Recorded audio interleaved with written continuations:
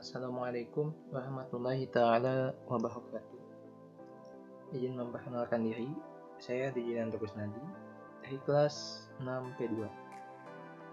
Adapun judul artikel yang saya buat yaitu analisis kemampuan pemecahan masalah pada materi kesebangunan dan kekongruenan. Pada bagian abstrak terdapat 4 komponen, di mana komponen yang pertama yaitu tujuan, di mana tujuan ini itu tujuan penelitian ini untuk menganalisis kemampuan pemecahan masalah peserta didik pada materi kesebangunan dan kekongruenan. Komponen yang kedua yaitu metode. Metode yang digunakan dalam penelitian ini yaitu metode deskriptif kuantitatif dengan instrumen angket dan tes. Komponen yang ketiga yaitu hasil penelitian yang menunjukkan bahwa distribusi sikap positif peserta didik terhadap kemampuan pemecahan masalah sebesar 10%, sikap netral sebesar 90%, dan tidak terdapat sikap negatif. Adapun nilai rata-rata kemampuan pemecahan masalah siswa sebesar 46,67.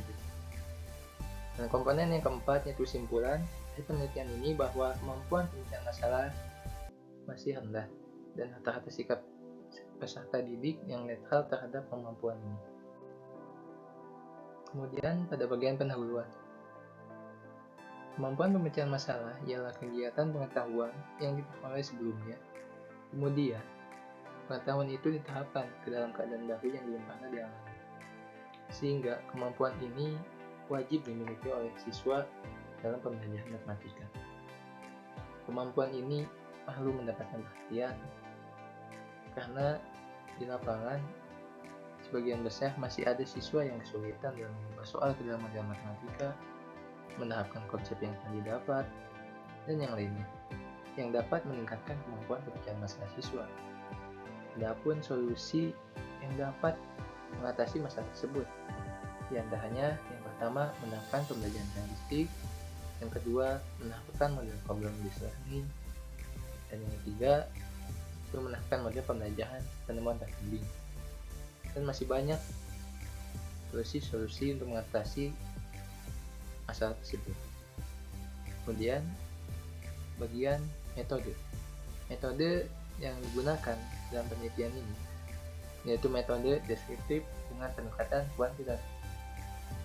Subjek penelitian ini ialah siswa kelas 9 SMP atau MTS di Kecamatan Ciparai dengan sumber data sebanyak 10 orang peserta didik, di mana instrumen yang digunakan ialah pengisian angket dan tes.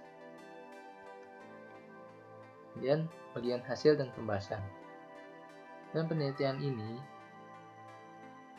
menghasilkan bahwa sikap siswa terhadap kemampuan pemecahan masalah dari 10 siswa didapat sikap positif sebanyak 1 orang siswa dengan persentase 10%, sedangkan kelompok sikap netral sebanyak 9 siswa dengan persentase 90%, dan tidak terdapat kelompok sikap negatif. Adapun dari tes kemampuan pemecahan masalah siswa didapat nilai rata-rata kelompok sikap positif sebesar 60 dan kelompok sikap netral sebesar 33,33.